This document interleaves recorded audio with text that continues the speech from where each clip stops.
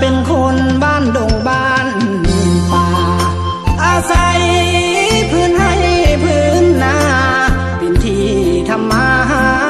กินคอยข้ามลงแรงนั่งแยงนกกาโบยบินสายลมแผ่วพัดมาได้นินไม่ไผ่สีกันสวรรค์บ้านนาความหูที่มีบุตรที่ก็ต่ำทำนาการด่างดำเงินคำบ่มีดอกนาสาวใด